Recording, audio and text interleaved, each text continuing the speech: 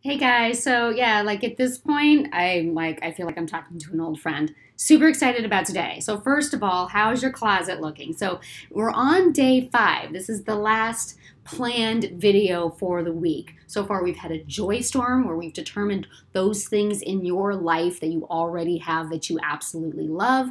Day 2 was all about getting intentional, slowing down, having that non-distracted meal. Day 3 was all about hygge, embracing hygge, bringing more hygge into your home. I just said hygge and home.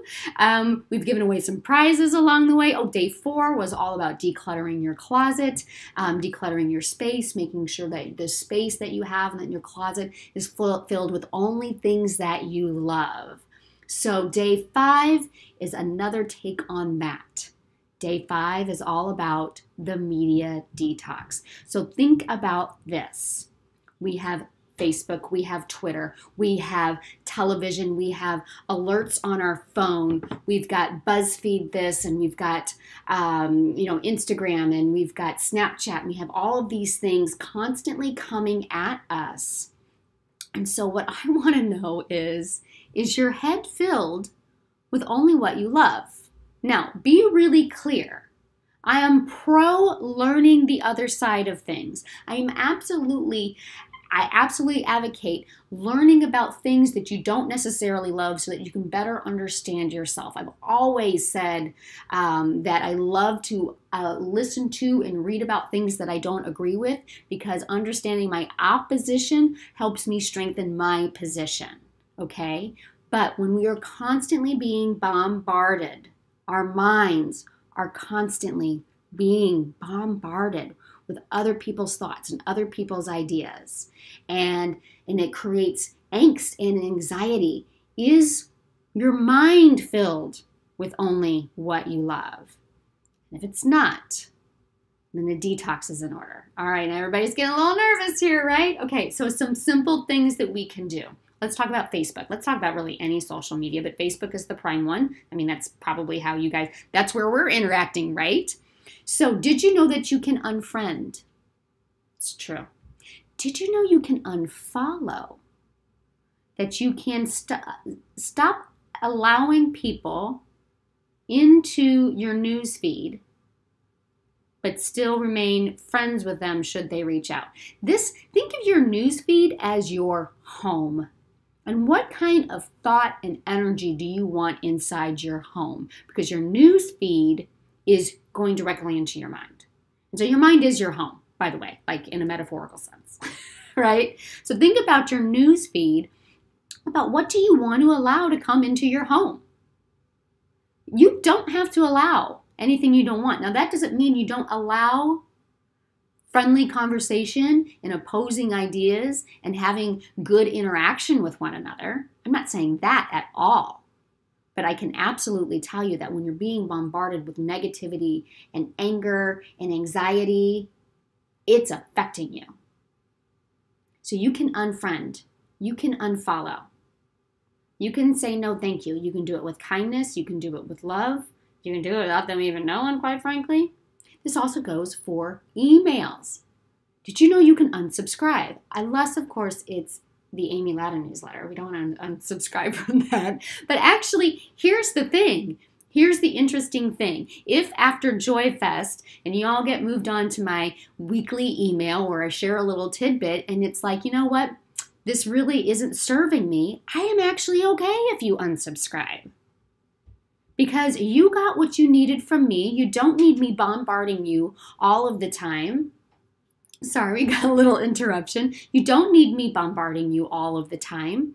And so if I'm not jiving with you, if I'm not bringing any value into your life, I'm absolutely okay if you unsubscribe. There is a great thing that I use called unroll.me that it reads through your emails, it finds all of your newsletters, and it helps you sort that. And then I can get all of my newsletters in one email at the end of the day. It's so fantastic. Also think about what you're watching on TV. So here's an interesting thing. I love a good crime drama. I really, really do. I've watched literally all of the Law and Orders. except for probably the last 2 years of SVU, and I'm getting to that. I watched what was Law and Order Criminal Intent. I watched that 2 times through. There was a point where I could tell you the story, a Law and Order story, by just the first few minutes. Oh, this is the one where the guy does a thing to the girl to the that. Okay? But here's something really interesting. I started watching Criminal Minds, and I remember there came a point where I had to just stop because it was too much. I was going to bed with like anxiety. And here's the thing. The more mindful you become, the more intentional you become, the more you are aware that your thoughts create your emotion, create your actions, the more you become more enlightened, so to speak, I believe we become more sensitive to those things. It didn't bother me as much when I was younger because I was so unconscious about what I was feeling and about what I'm thinking. But now I am so aware of my thoughts and my feelings, and I'm really aware of how those things affect me. Now, that doesn't mean I never watch something scary, but it's probably not the last thing I watch before I turn out the light, right? I need some downtime. So watch what you're absorbing through TV and movies and books. All of this, watch what you're listening to, watch the alerts that are coming in, because it's all infiltrating. Even if it's good, it's still infiltrating what's going on in your mindset. Okay? So, for the group share, for the action step, do one of those things. Maybe you are unfollowing friends. Maybe it's unliking a bunch of pages that you no longer follow. Maybe it's leaving Facebook groups that you're no longer active in. So many different things there. So just in social media, it's even possible that you have 5 or 6 social media accounts and you only use 2 of them. You know that you can deactivate accounts? I know, there's no law against that. So maybe you're even deactivating. Maybe you're going to make a conscious decision to like I did, to no longer watch a show like Criminal Minds right before bedtime because it just was getting too much into your psyche. Maybe you're going to go ahead and sign up for the unroll.me and you're going to roll up a bunch of your emails. I would love to hear, whether it be screenshots that you take or just what you did. Go to the Facebook group and share with the group what you are going to do today as part of a small media detox. And then I want to also offer you that you can take breaks from the media. You might want to start small. You could do maybe just the first hour of the day.